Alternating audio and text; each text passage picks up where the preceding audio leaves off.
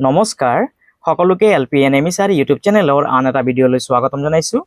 আজি আমি পঢ়িম ষষ্ঠ শ্ৰেণীৰ বিজ্ঞান কিতাপখনত দিয়া পাঠ নম্বৰ 12, যাৰ নাম হৈছে নেচাৰেল ৰিচোৰ্চেছ আৰু যাক অসমীয়াত কোৱা হৈছে প্ৰাকৃতিক সম্পদ।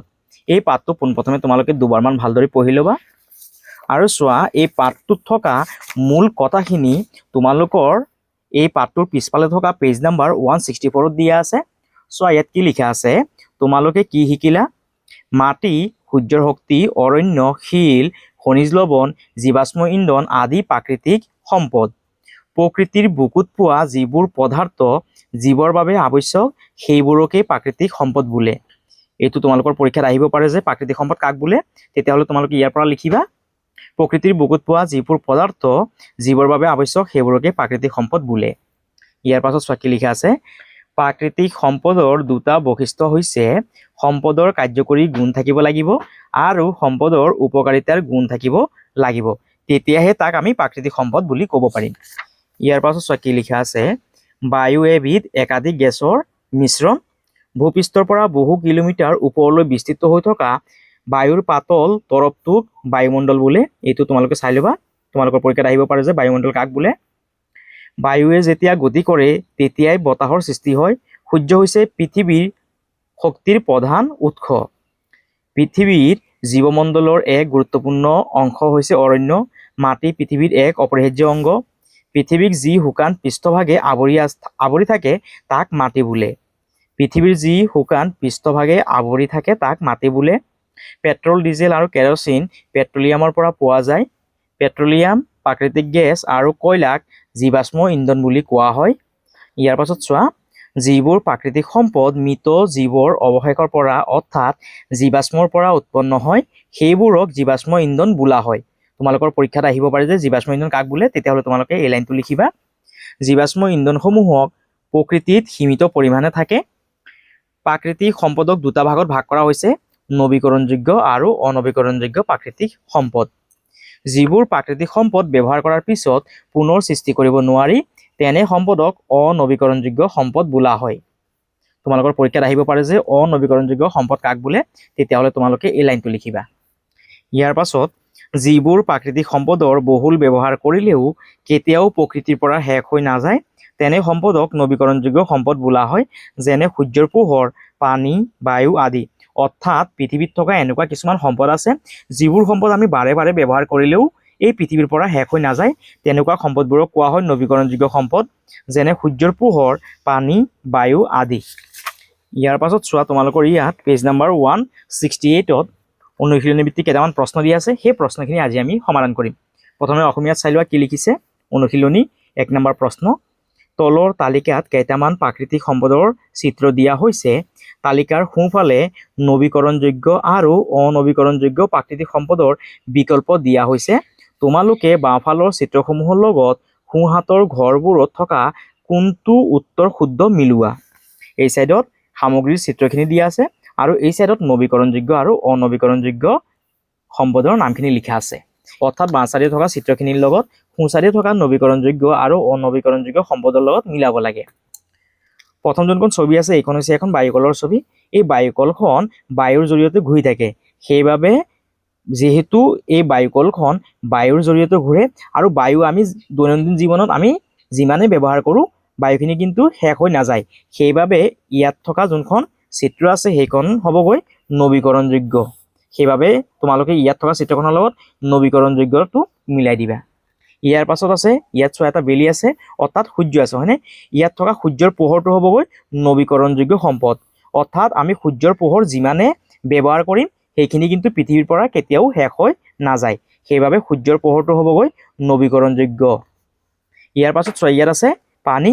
পানীখিনি হ'বগৈ নৱীকৰণযোগ্য। যিহেতু পানীখিনি যিমানে আমি ব্যৱহাৰ কৰোঁ এই পৃথিৱীৰ পৰা কিন্তু কেতিয়াও শেষ হৈ নাযায়, সেইবাবে তোমালোকে পানীৰ চিত্ৰখনৰ লগত নৱীকৰণযোগ্যটো মিলাবা। ইয়াৰ পাছত চোৱা, ইয়াত আছে শিল। শিলখিনি হ'বগৈ অনৱীকৰণযোগ্য। অৰ্থাৎ শিলখিনি আমি যদি এবাৰ ব্যৱহাৰ কৰোঁ সেইখিনি কিন্তু আমি আৰু ঘূৰাই নাপাওঁ, সেইকাৰণে শিলখিনি হ'বগৈ অনৱীকৰণযোগ্য। ইয়াৰ পাছত চোৱা, ইয়াত এখন আমি পেট্ৰল পাম্পৰ ছবি দেখিবলৈ পাইছোঁ। পেট্ৰলখিনি কিন্তু আমি এবাৰ ব্যৱহাৰ কৰাৰ পিছত সেইখিনি কিন্তু ঘূৰাই নাপাওঁ, হয়নে? সেইবাবে পেট্ৰলখিনি হ'বগৈ অনৱীকৰণযোগ্য। ইয়াৰ পৰা চাইছে তোমালোকে মিলাই ল'বা আৰু চোৱা ইংলিছতো তোমালোকে ইয়াৰ লগত ইয়াত মিলাবা ৰিনিউৱেবল সূৰ্যৰ পোহৰটো হ'বগৈ ৰিনিউৱেবল আৰু পানীখিনি হ'বগৈ ৰিনিউৱেবল শিলখিনি হ'বগৈ নন ৰিনিউৱেবল আৰু পেট্ৰল হ'বগৈ নন ৰিনিউৱেবল তোমালোকে ইয়াৰ পৰা চাইছে ধুনীয়াকৈ ইংলিছটো মিলাই ল'বা এইটো হ'ল আমাৰ 1 নম্বৰ প্ৰশ্নৰ উত্তৰ ইয়াৰ পাছত চোৱা 2 নম্বৰ প্ৰশ্নটো কি কৈছে প্ৰথমে অসমীয়াত চাই লোৱা শুদ্ধ উত্তৰৰ গোলটো সম্পূৰ্ণকৈ পূৰ কৰা 1 নম্বৰ কুৱেশ্যন যিবোৰ সম্পদ ব্যৱহাৰ কৰাৰ পিছত পুনৰ সৃষ্টি কৰিব নোৱাৰি তেনে সম্পদক ডেছ বোলে 1 নম্বৰ অৰ্থাৎ এ নম্বৰ অপশ্যন মানৱ সম্পদ বোলে বি নম্বৰ অনবীকৰণযোগ্য সম্পদ বোলে সি নম্বৰ নবীকৰণযোগ্য সম্পদ বোলে ডি নম্বৰ অজৈৱিক সম্পদ বোলে ইয়াৰ যোনটো শুদ্ধ উত্তৰ সেইটো হ'বগৈ বি নম্বৰ অপশ্যন যিবোৰ সম্পদ ব্যৱহাৰ কৰাৰ পিছত পুনৰ সৃষ্টি কৰিব নোৱাৰি তেনে সম্পদক অনবীকৰণযোগ্য সম্পদ বোলে যেহেতু ইয়াত বি নম্বৰ অপশ্যনটো শুদ্ধ সেইবাবে তোমালোকে ইয়াত থকা বি নম্বৰ বৃত্তটো গোল কৰিবা গোল মানে তোমালোকে ৰং কৰিবা আৰু ইংলিছত চোৱা কি কৈছে the resource which cannot be recreate after use are call B number অপশ্যনটো শুদ্ধ হ'বগৈ নন ৰিনিউৱেবল ৰিচোৰ্চ সেইবাবে তোমালোকে ইয়াত থকা বি নম্বৰ বৃত্তটো কালাৰ কৰিবা ইয়াৰ পাছত 2 নম্বৰ প্ৰশ্ন পৃথিৱীক যি শুকান পৃষ্ঠভাগে আৱৰি থাকে তাকে ডেছ বোলে এ নম্বৰ অপশ্যন শিল বি নম্বৰ মাটি সি নম্বৰ পানী ডি নম্বৰ বায়ু চোৱা ইয়াৰ যোনটো উত্তৰ সেইটো আমি অলপ আগতে পাইছিলোঁ পৃথিৱীক যি শুকান পৃষ্ঠভাগে আৱৰি থাকে তাক মাটি বোলে হয়নে সেইবাবে ইয়াৰ যোনটো শুদ্ধ উত্তৰ সেইটো হ'ব বি নম্বৰ অপশ্যন সেইবাবে তোমালোকে ইয়াত থকা বি নম্বৰ বৃত্তটো কালাৰ কৰিবা এইদৰে তোমালোকে ৰং কৰি দিবা আৰু চোৱা অসমীয়াত কি কৈছে চোৱা অসমীয়াত নহয় ইংলিছত কি কৈছে চোৱা the dry surface of the earth is called B number অপশ্যনটো শুদ্ধ হ'বগৈ চয়েল যেহেতু ইয়াত বি নম্বৰ অপশ্যনটো শুদ্ধ সেইবাবে তোমালোকে ইয়াত থকা বি নম্বৰ বৃত্তটো গোল কৰি দিবা অৰ্থাৎ তোমালোকে ৰং কৰি দিবা ইয়াৰ পাছত চোৱা 3 নম্বৰ প্ৰশ্ন বিশ্ব জল দিৱস কোন তাৰিখে পালন কৰা হয় ইয়াৰ যোনটো শুদ্ধ উত্তৰ সেইটো হ'বগৈ বি নম্বৰ অপশ্যন 22 মাৰ্চ তাৰিখে বিশ্ব জল দিৱস হিচাপে পালন কৰা হয় যেহেতু ইয়াত বি নম্বৰ অপশ্যনটো শুদ্ধ সেইবাবে তোমালোকে ইয়াত থকা বি নম্বৰ বৃত্তটো ৰং কৰি দিবা আৰু চোৱা ইংলিছত কি কৈছে in which date of the year world water day is celebrate ইয়াৰ যোনটো শুদ্ধ উত্তৰ সেইটো হ'বগৈ B number 22 March is celebrate world water day সেইবাবে তোমালোকে ইয়াত থকা বি নম্বৰ বৃত্তটো কালাৰ কৰিবা ইয়াৰ পাছত চোৱা 4 নম্বৰ প্ৰশ্নটো কি কৈছে ভূপৃষ্ঠৰ পৰা বহু কিলোমিটাৰ ওপৰলৈ বিস্তৃত হৈ থকা বায়ুৰ পাতল তৰপটোক ডেছ বোলে এ নম্বৰ অপশ্যন জলমণ্ডল বি নম্বৰ বায়ুমণ্ডল চি নম্বৰ আকাশমণ্ডল ডি নম্বৰ ওপৰৰ এটাও নহয় ইয়াৰ যোনটো শুদ্ধ উত্তৰ সেইটো হ'বগৈ বি নম্বৰ অপশ্যন ভূপৃষ্ঠৰ পৰা বহু কিলোমিটাৰ ওপৰলৈ বিস্তৃত হৈ থকা বায়ুৰ পাতল তৰপটোক বায়ুমণ্ডল বোলে যেহেতু ইয়াত বি নম্বৰ অপশ্যনটো শুদ্ধ সেইবাবে তোমালোকে ইয়াত থকা বি নম্বৰ বৃত্তটো ৰং কৰিবা আৰু চোৱা ইংলিছত কি কৈছে the thin layer of air that extend several kilometres above the surface of earth is called A number hydrosphere B number atmosphere C number the permanent D number none of the above ইয়াৰ যোনটো শুদ্ধ উত্তৰ সেইটো হ'বগৈ B number এটমস্ফিয়াৰ সেইবাবে তোমালোকে ইয়াত থকা বি নম্বৰ বৃত্তটো কালাৰ কৰি দিবা এইখিনি আছিল আমাৰ 2 নম্বৰ প্ৰশ্নৰ উত্তৰ ইয়াৰ পাছত 3 নম্বৰ প্ৰশ্নটো চোৱা কি কৈছে এটা শব্দত উত্তৰ দিয়া এ নম্বৰ প্ৰশ্ন বায়ুমণ্ডলত অক্সিজেন কিমান শতাংশ আছে চোৱা ইয়াৰ যোনটো উত্তৰ সেইটো তোমালোকৰ পেজ নম্বৰ 130 তোমালোকে পাই যাবা চোৱা বায়ুমণ্ডলত অক্সিজেনৰ পৰিমাণ কিমানখিনি থাকে 21% সেইবাবে তোমালোকে ইয়াৰ উত্তৰটো লিখিবা 21% বুলি লিখি দিবা 21% আৰু তোমালোকে ইংলিছত লিখিলে লিখিবা 21% PERCENT এইটো হ'ল আমাৰ এ নম্বৰৰ উত্তৰ এইটো মই বি নম্বৰটো লিখি দিছোঁ এইটো লিখিবা 21% PERCENT ইয়াৰ পাছত চোৱা বি নম্বৰ প্ৰশ্ন এবিধ জলজ উদ্ভিদৰ নাম লিখা জলজ মানে পানীত থকা এবিধ উদ্ভিদ মানে গছৰ নাম এবিধ জলজ উদ্ভিদৰ নাম হ'বগৈ পদুম লিখি দিবা তোমালোকে পদুম বুলি লিখিবা আৰু ইংলিছত লিখিবা লটাছ বি নম্বৰৰ উত্তৰটো লিখিবা লটাছ LOTUS লটাছ বুলি লিখিবা ইয়াৰ পাছত চি নম্বৰ প্ৰশ্ন এবিধ জলজ পানীৰ নাম লিখা জলজ মানে পানীত থকা প্ৰাণীৰ নাম লিখিব দিছে তোমালোকে মাছ বুলি লিখি দিবা মহাকাৰ দ্বিতীয় মাছ আৰু ইংলিছত কি কৈছে চোৱা right the name of N aquatic animal ইয়াত লিখিবা ফিছ FISH বুলি লিখিবা ফিছ ইয়াৰ পাছত ডি নম্বৰ প্ৰশ্ন শক্তিৰ প্ৰধান উৎস কি? ইয়াৰ উত্তৰটো হ'ব সূৰ্য। সূৰ্য। আৰু ইংলিছত হ'লে লিখিবা ছান। What is the main source of power? ইয়াৰ উত্তৰটো লিখিবা ছান। এইখিনি হ'ল আমাৰ 3 নম্বৰ প্ৰশ্নৰ উত্তৰ। ইয়াৰ পৰা চাইছে তোমালোকে ধুনীয়াকৈ লিখি ল'বা। ইয়াৰ পাছত 4 নম্বৰ প্ৰশ্নটো চোৱা কি কৈছে, শুদ্ধ আৰু অশুদ্ধ চিনাক্ত কৰা। এ নম্বৰ প্ৰশ্ন, অৰণ্য প্ৰাকৃতিক সম্পদ। এইটোৰ উত্তৰটো তোমালোকে শুদ্ধ বুলি লিখিবা। ইয়াৰ পাছত চোৱা ইংলিছত কি কৈছে, identify the correct and incorrect statement. A number প্ৰশ্ন, ফৰেষ্ট ইজ নেচাৰেল ৰিচোৰ্চ। ইয়াৰ উত্তৰটো তোমালোকে কাৰেক্ট বুলি লিখিবা। CORRECT কাৰেক্ট বুলি লিখিবা। ইয়াৰ পাছত চোৱা বি নম্বৰ প্ৰশ্নটো কি কৈছে, শিল নৱীকৰণযোগ্য সম্পদ। চোৱা ইয়াৰ উত্তৰটো আমি অলপ আগতে পাইছিলো, শিলখিনি হৈছে গৈ অনৱীকৰণযোগ্য সম্পদ। যেহেতু ইয়াত শিলখিনি নৱীকৰণযোগ্য সম্পদ বুলি কৈছে, সেইবাবে তোমালোকে ইয়াৰ উত্তৰটো অশুদ্ধ বুলি লিখিবা। বি নম্বৰৰ উত্তৰটো তোমালোকে অশুদ্ধ বুলি লিখিবা। আৰু ইংলিছত চোৱা কি কৈছে, ষ্ট'ন ইজ ৰিনিউৱেবল ৰিচোৰ্চ। ইয়াৰ উত্তৰটো তোমালোকে ইনকাৰেক্ট বুলি লিখিবা। CORRECT ইনকাৰেক্ট বুলি লিখিবা।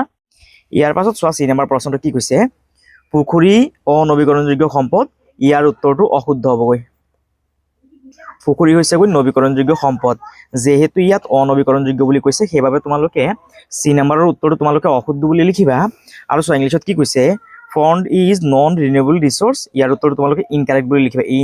CORRECT ইনকাৰেক্ট বুলি লিখিবা। ইয়াৰ পাছত চোৱা ডি নম্বৰ প্ৰশ্নটো কি কৈছে, যান বাহনত বেছিকৈ ব্যৱহাৰ কৰা ইন্ধন কেৰচিন। আমি জানো যে যান বাহনত বেছিকৈ ব্যৱহাৰ কৰা ইন্ধন হৈছে পেট্ৰল আৰু ডিজেল। যেহেতু ইয়াত কেৰচিন বুলি কৈছে, সেইবাবে তোমালোকে ইয়াৰ উত্তৰটো অশুদ্ধ বুলি লিখিবা। তোমালোকে ইয়াত অশুদ্ধ বুলি লিখিবা। আৰু চোৱা ইংলিছত কি কৈছে, the most commonly used fuel in vehicles is kerosene. সেইবাবে তোমালোকে ইয়াৰ উত্তৰটো ইনকাৰেক্ট বুলি লিখিবা।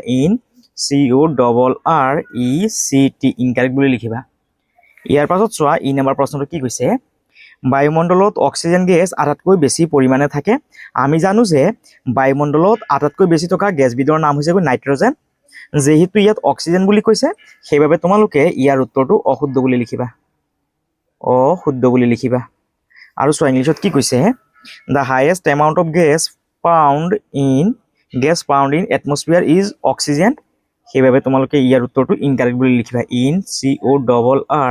CORRECT ইনকাৰেক্ট বুলি লিখিবা। আৰু এইখিনি হৈ গ'ল আমাৰ 4 নম্বৰ প্ৰশ্নৰ উত্তৰ। তোমালোকে ইয়াৰ পৰা চাইছে ধুনীয়াকৈ লিখি ল'বা। ইয়াৰ পাছত 5 নম্বৰ প্ৰশ্নটো চোৱা কি কৈছে, চমু উত্তৰ দিয়া। এ নম্বৰ প্ৰশ্ন, প্ৰাকৃতিক সম্পদ কাক বোলে? ইয়াৰ উত্তৰটো লিখিবা। প্ৰকৃতিৰ বুকুত পোৱা যিবোৰ পদাৰ্থ জীৱৰ বাবে আৱশ্যক, সেইবোৰকে প্ৰাকৃতিক সম্পদ বোলে। তোমালোকে ইয়াৰ পৰা চাই এ নম্বৰ প্ৰশ্নৰ উত্তৰটো লিখি ল'বা। ইয়াৰ পাছত চোৱা বি নম্বৰ প্ৰশ্নটো কি কৈছে, প্ৰাকৃতিক সম্পদক কেইটা ভাগত ভাগ কৰা হৈছে আৰু কি কি? ইয়াৰ উত্তৰটো লিখিবা। প্ৰাকৃতিক সম্পদক 2টা ভাগত ভাগ কৰা হৈছে, সেয়া হৈছে নৱীকৰণযোগ্য আৰু অনৱীকৰণযোগ্য প্ৰাকৃতিক সম্পদ। ইয়াৰ পৰা চাইছে তোমালোকে বি নম্বৰ প্ৰশ্নৰ উত্তৰটো লিখি ল'বা ধুনীয়াকৈ। ইয়াৰ পাছত চোৱা চি নম্বৰ প্ৰশ্নটো কি কৈছে, নৱীকৰণযোগ্য আৰু অনৱীকৰণযোগ্য প্ৰাকৃতিক সম্পদ কাক বোলে? উদাহৰণ সহ লিখা। ইয়াৰ উত্তৰটো তোমালোকে এই ধৰণে লিখিবা।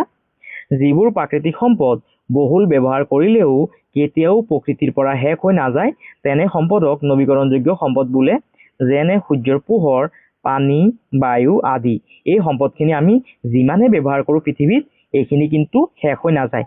সেইবাবে সূৰ্যৰ পোহৰ, পানী, বায়ু এই সম্পদবোৰক নৱীকৰণযোগ্য সম্পদ বুলি কোৱা হয়। আনহাতে যিবোৰ প্ৰাকৃতিক সম্পদ ব্যৱহাৰ কৰাৰ পিছত পুনৰ সৃষ্টি কৰিব নোৱাৰি, তেনে সম্পদক অনৱীকৰণযোগ্য সম্পদ বোলে। যেনে পেট্ৰল, ডিজেল, কেৰচিন। এই সম্পদবোৰ আমি এবাৰ ব্যৱহাৰ কৰাৰ পিছত সেইখিনি কিন্তু আমি আৰু ঘূৰাই নাপাওঁ। সেইবাবে পেট্ৰল, ডিজেল, কেৰচিন বা প্ৰাকৃতিক গেছক অনৱীকৰণযোগ্য সম্পদ বুলি কোৱা হয়। ইয়াৰ পৰা চাইছে তোমালোকে ধুনীয়াকৈ চি নম্বৰ প্ৰশ্নৰ উত্তৰটো লিখি ল'বা। ইয়াৰ পাছত চোৱা ডি নম্বৰ প্ৰশ্নটো কি কৈছে, সূৰ্যক কিয় শক্তিৰ প্ৰধান উৎস বুলি কোৱা হয়? ইয়াৰ উত্তৰটো লিখিবা। সূৰ্যৰ পোহৰে উদ্ভিদৰ খাদ্য তৈয়াৰ কৰাত সহায় কৰে। পৃথিৱীৰ সকলো জীৱক পোহৰ আৰু তাপ দিয়ে সূৰ্যই। সেয়েহে সূৰ্য হৈছে সকলো শক্তিৰ উৎস। ইয়াৰ পৰা চাইছে তোমালোকে 2 নম্বৰ প্ৰশ্নৰ উত্তৰটো লিখি ল'বা। ইয়াৰ পাছত 4 নম্বৰ প্ৰশ্নটো কি কৈছে, বৰষুণৰ পানী কিয় সংৰক্ষণ কৰিব লাগে? ইয়াৰ উত্তৰটো লিখিবা। বৰষুণৰ পানী সংৰক্ষণে পানীৰ অপচয় ৰোধ কৰে আৰু এই পানী খেতি-বাতি, গছপুলি সিঞ্চন, ধোৱা মোচা আদি দৈনন্দিন কামত ব্যৱহাৰ কৰিব পৰা যায়। ইয়াৰ ফলত পৰিৱেশৰ ভাৰসাম্য ৰক্ষা পায় আৰু মানুহৰ জীৱন ধাৰণ সহজ হয়। সেয়েহে ভৱিষ্যত প্ৰজন্মৰ বাবে পানী সংৰক্ষণ নিশ্চিত কৰিবলৈ বৰষুণৰ পানী সংৰক্ষণ কৰা সকলোৰে দায়িত্ব। ইয়াৰ পৰা চাইছে তোমালোকে ই নম্বৰ প্ৰশ্ন উত্তৰটো লিখি ল'বা। আৰু চোৱা 5 নম্বৰখিনি তোমালোকে ইংলিছত কেনেধৰণে লিখিবা। Give a brief answer. A number প্ৰশ্ন, হোৱাট আৰ নেচাৰেল ৰিচোৰ্চেছ। ইয়াৰ উত্তৰটো লিখিবা। The resources which are derived from nature and useful for all living beings are called natural resources.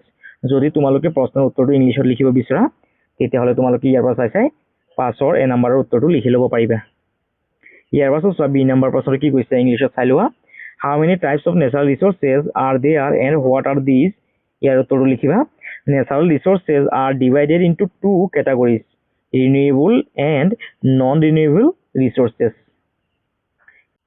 ইয়াৰ পাছত চোৱা চি নম্বৰ প্ৰশ্নটো কি কৈছে। What is renewable natural resource and what is non renewable natural resource. ইয়াৰ উত্তৰটো তোমালোকে এই ধৰণে লিখিবা। Natural resource that are never depleted in nature even if they are used extensively are called renewable resource. For example, sunlight, water, air, etc. Natural resources that cannot be regenerated after use is known as non-renewable resources. Example, petrol, diesel, etc. এটি হল আমার সি নম্বৰৰ উত্তৰ। তোমালোকে ইয়াৰ পৰা চাইছে ধুনীয়াকৈ লিখি ল'বা। ইয়াৰ পাছত চোৱা ডি নম্বৰ প্ৰশ্নটো কি কৈছে। Why the sun is called the main source of energy. ইয়াৰ উত্তৰটো লিখিবা। Sunlight helps plant to make food. The sun gives light and heat to all living beings on the earth. Therefore, the sun is the source of all energy. ইয়াৰ পাছত এই number প্ৰশ্ন, why we should conserve rainwater. ইয়াৰ উত্তৰটো লিখিবা। We should conserve rainwater to use for agriculture, gardening, cleaning, and other daily activities. It also helps prevent wastage of water and protect the environment by maintaining ecological balance. That's why we should conserve rainwater. এইটো হল আমাৰ 5ৰ এই নম্বৰৰ প্ৰশ্নৰ উত্তৰ ইংলিছত। যদি তোমালোকে যদি ইংলিছত লিখিব বিচৰা তেতিয়াহ'লে তোমালোকে ইয়াৰ পৰা চাই ধুনীয়াকৈ এই নম্বৰ প্ৰশ্নৰ উত্তৰটো লিখি ল'বা। ইয়াৰ পাছত চোৱা 6 নম্বৰ প্ৰশ্নটো কি কৈছে। বিকল্প শক্তিৰ ব্যৱহাৰ কিয় কৰিব লাগে। ইয়াৰ উত্তৰটো লিখিবা। জীৱাশ্ম ইন্ধনসমূহ প্ৰকৃতিত সীমিত পৰিমাণে থাকে আৰু এই সম্পদ সৃষ্টি হ'বলৈ বহু বছৰ লাগে। সেয়েহে জীৱাশ্ম ইন্ধন অত্যধিক ব্যৱহাৰ কৰিলে পৃথিৱীত এই ইন্ধন শেষ হৈ যাব। সেয়েহে আমি জীৱাশ্ম ইন্ধনৰ ওপৰত নিৰ্ভৰ নকৰি বিকল্প শক্তিৰ কথাও ভাবিব লাগে। এইটো হ'ল আমাৰ 6 নম্বৰ প্ৰশ্নৰ উত্তৰ। ইয়াৰ পৰা চাইছে তোমালোকে ধুনীয়াকৈ লিখি ল'বা। আৰু যদি ইংলিছত লিখিব বিচৰা তেতিয়াহ'লে তোমালোকে এই ধৰণে লিখিবা। Why should we use alternative energy? ইয়াৰ উত্তৰটো লিখিবা। Fossil fuels exist in nature in limited quantities. Therefore, the excessive use of these fuels will deplete the world's fossil fuel resource. That is why we need to search for alternative energy. ইয়াৰ পৰা চাইছে তোমালোকে 6 number প্ৰশ্নৰ উত্তৰটো লিখি ল'বা। ইয়াৰ পাছত 7 number প্ৰশ্নটো কি কৈছে। সূৰ্যৰ তাপ ব্যৱহাৰ কৰি পোৱা শক্তি কি শক্তি বোলে। ইয়াৰ উত্তৰটো লিখিবা। সূৰ্যৰ তাপ ব্যৱহাৰ কৰি পোৱা শক্তি সৌৰ শক্তি বোলা হয়। আৰু যদি ইংলিছত লিখিব বিচাৰা তেতিয়াহ'লে তোমালোকে এই ধৰণে লিখিবা। What type of energy we find from sunlight? ইয়াৰ উত্তৰটো লিখিবা। The energy we get from sunlight is called solar energy. ইয়াৰ পাছত 8 নম্বৰ প্ৰশ্নটো কি কৈছে। বায়ুকল কি। বায়ুকলত কি শক্তি ব্যৱহাৰ কৰা হৈছে। এইটো এটা অতি গুৰুত্বপূৰ্ণ প্ৰশ্ন। এই প্ৰশ্নটো তোমালোকৰ পৰীক্ষাত আহিব পাৰে। সেইবাবে তোমালোকে এই প্ৰশ্নটো এবাৰ ভালদৰে চাই ল'বা। আৰু ইয়াৰ উত্তৰটো তোমালোকে এই ধৰণে লিখিবা। বায়ুকল হৈছে বতাহৰ শক্তি ব্যৱহাৰ কৰি বিদ্যুৎ শক্তি উৎপাদনৰ বাবে ব্যৱহাৰ কৰা যন্ত্ৰ। বায়ুকলত বায়ুৰ গতি শক্তি ব্যৱহাৰ কৰা হয়। ইয়াৰ পৰা চাইছে তোমালোকে 8 নম্বৰ প্ৰশ্নৰ উত্তৰটো লিখি ল'বা অসমীয়াত। আৰু যদি ইংলিছত লিখিব বিচৰা তেতিয়াহ'লে তোমালোকে এনেধৰণে লিখিবা। What is windmill? What is used in the windmill? ইয়াৰ উত্তৰটো লিখিবা। A windmill is a device used to generate electricity by using wind power. The kinetic energy of the wind is used in the windmill. ইয়াৰ পৰা চাইছে তোমালোকে 8 নম্বৰৰ প্ৰশ্নৰ উত্তৰটো লিখি ল'ব পাৰিবা। ইয়াৰ পাছত 9 নম্বৰ প্ৰশ্নটো কি কৈছে। বায়ু ব্যৱহাৰ হোৱা দুটা কাৰ্যৰ বিষয়ে লিখা। ইয়াৰ উত্তৰটো লিখিবা। বায়ু ব্যৱহাৰ হোৱা দুটা কাৰ্য হৈছে 1 নম্বৰ বায়ুৰ সহায়ত আমি চাইকেল চলাব পাৰি। 2 নম্বৰ উৰাজাহাজ চলিবলৈ বায়ুৰ প্ৰয়োজন। 3 নম্বৰ চৰাই উৰিবলৈ বায়ুৰ প্ৰয়োজন। মই ইয়াত 3টা লিখাই দিছোঁ। তোমালোকে ইয়াৰ পৰা যিকোনো 2টাহে লিখি ল'বা।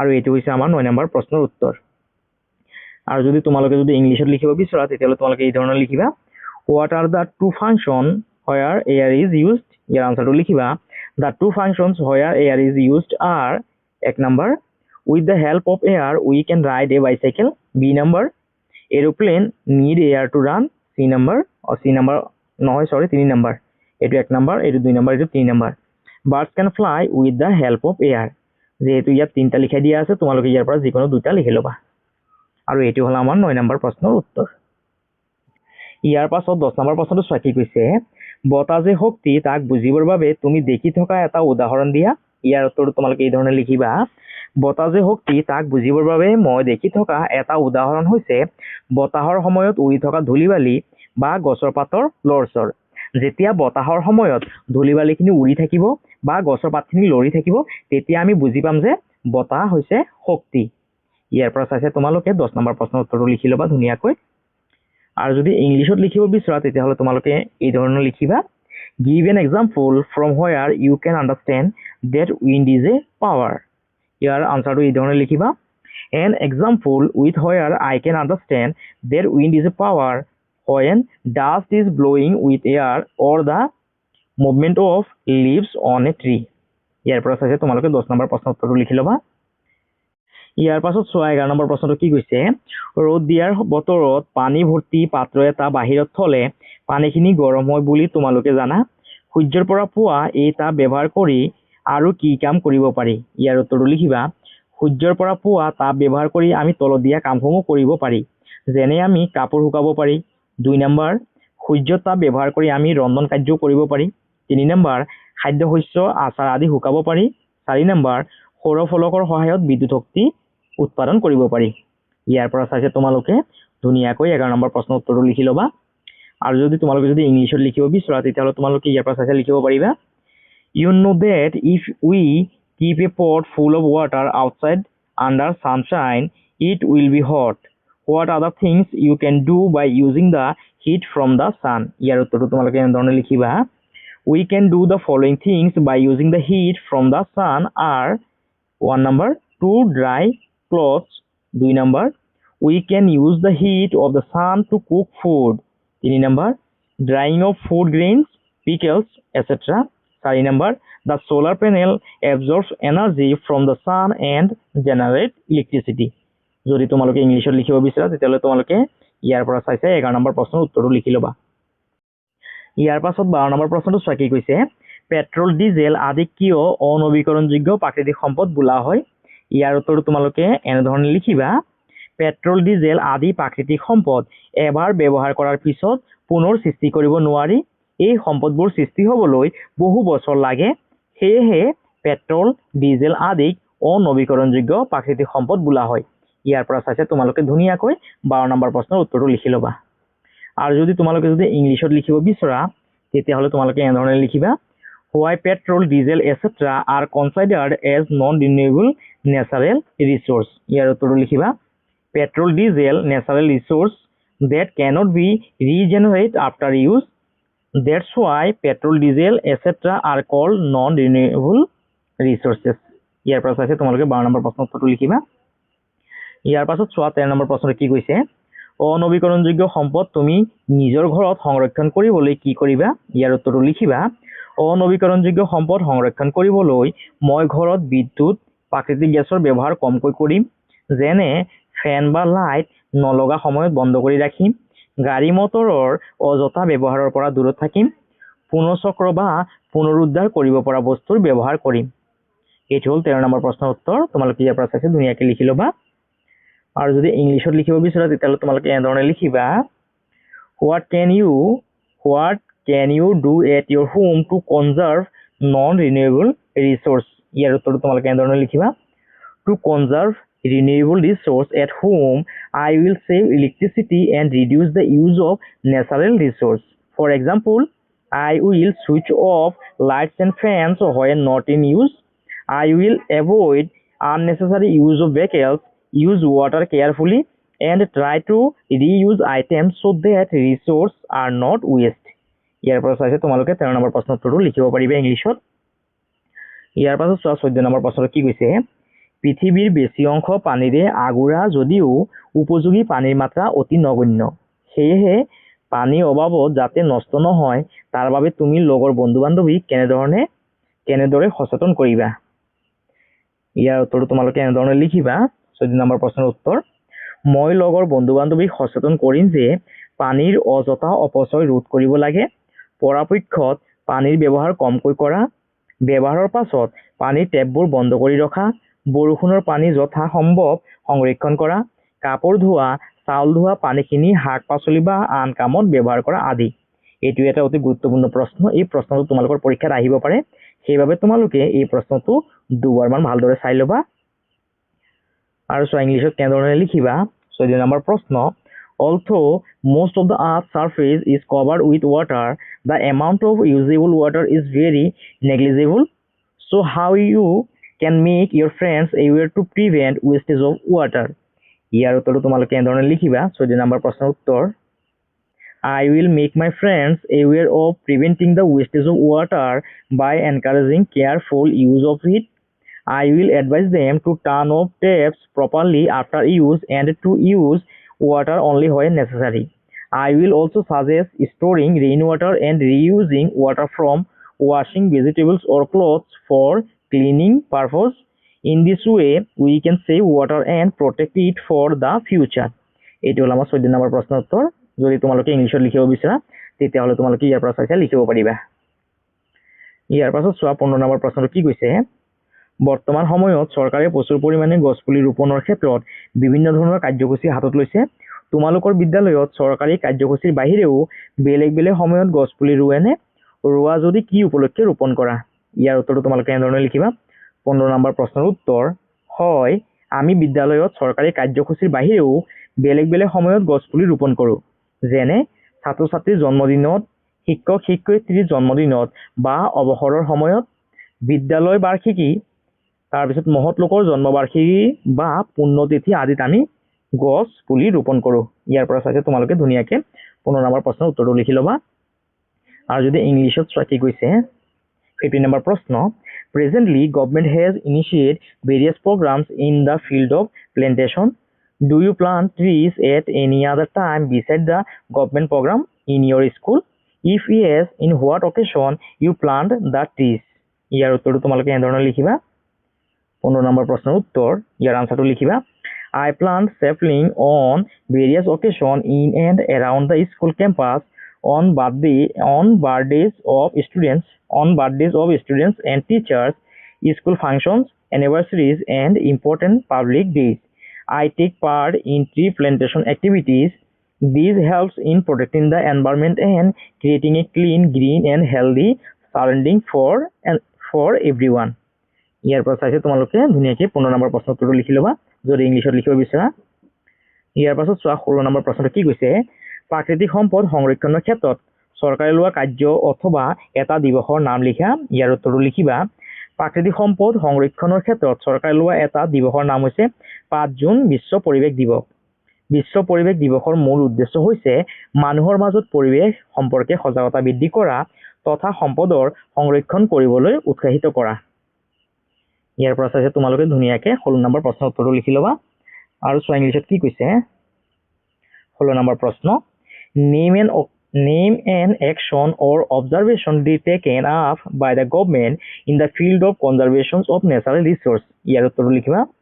One action or observation taken up by the government in the field of conservation of natural resource is World Environment Day, observed on 5th June. ইয়াৰ পৰা চাইছে তোমালোকে 16 নম্বৰ প্ৰশ্নৰ উত্তৰটো লিখি ল'বা। ইয়াৰ পাছত চোৱা 17 নম্বৰ প্ৰশ্নটো কি কৈছে, বৰ্তমান সময়ত দিনক দিনে পৃথিৱীৰ উষ্ণতাৰ পৰিমাণ বৃদ্ধি হ'বলৈ ধৰিছে। এই উষ্ণতা বৃদ্ধি ৰোধ কৰিবৰ বাবে তুমি বন্ধু বান্ধৱীৰ সৈতে লগ হৈ কি পদক্ষেপ হাতত ল'ব পাৰা এখন আঁচনি যুগুত কৰা। ইয়াৰ উত্তৰটো লিখিবা। 17 নম্বৰ প্ৰশ্নৰ উত্তৰ, বৰ্তমান সময়ত পৃথিৱীৰ উষ্ণতা দিনে দিনে বৃদ্ধি পাইছে। এই উষ্ণতা হ্ৰাস কৰিবলৈ আমি অধিক গছ ৰোপণ কৰিব লাগে, বিদ্যুৎ সঞ্চয় কৰিব লাগে, বাহনৰ ব্যৱহাৰ কমাব লাগে আৰু প্লাষ্টিক ব্যৱহাৰ এৰাই চলিব লাগে। ইয়াৰ বাবে বন্ধু বান্ধৱীক সচেতন কৰি একেলগে পৰিৱেশ সংৰক্ষণৰ কামত যুক্ত হ'ম। ইয়াত লাগেতো লিখিব নালাগে।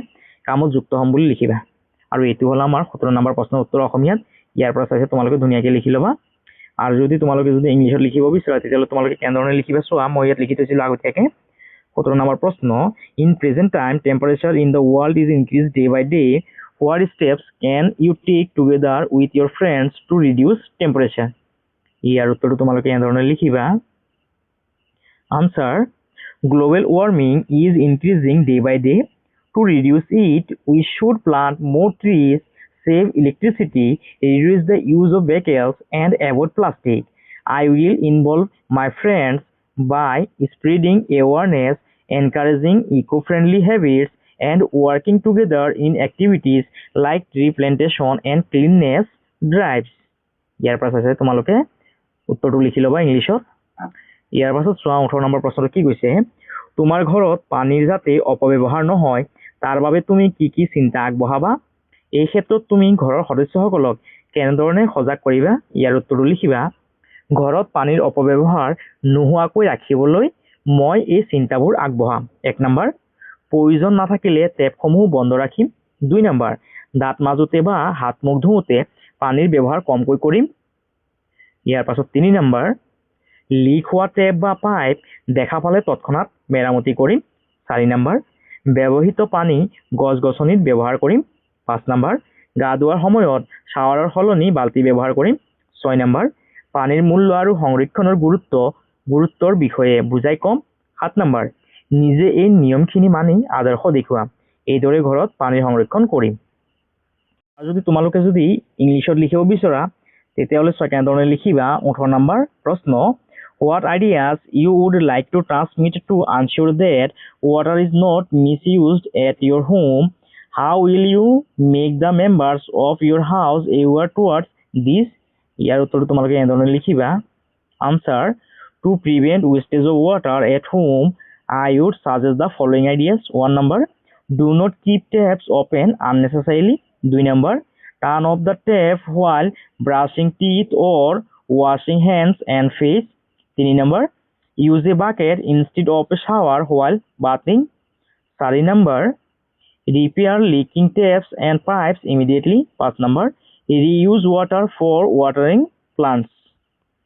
তাৰপিছত লিখিবা to make the family members aware I would 6 number explain the importance and value of water to them 7 number hold a small decision at home about water conservation 8 number follow this practice myself and set a good example আৰু এটি হ'ল আমাৰ 18 number প্ৰশ্নৰ উত্তৰ আৰু যেহেতু ইয়াত চোৱা আৰু প্ৰশ্ন নাই 18 নম্বৰ প্ৰশ্নলৈকে আছিল আৰু এইখিনি আছিল আমাৰ চেপ্টাৰ 12 প্ৰশ্ন উত্তৰখিনি তোমালোকে ইয়াৰ পৰা চাইছে ধুনীয়াকৈ প্ৰশ্ন উত্তৰখিনি লিখি ল'বা অসমীয়া আৰু ইংলিছত আৰু তোমালোকে যদি ভিডিঅ'টো যদি ভাল পাইছা তেতিয়াহ'লে তোমালোকে চেনেলটো সাবস্ক্ৰাইব কৰিবা ভিডিঅ'টো শ্বেয়াৰ কৰিবা আৰু কমেন্ট কৰিবলৈ নাপাহৰিবা সকলোকে অশেষ ধন্যবাদ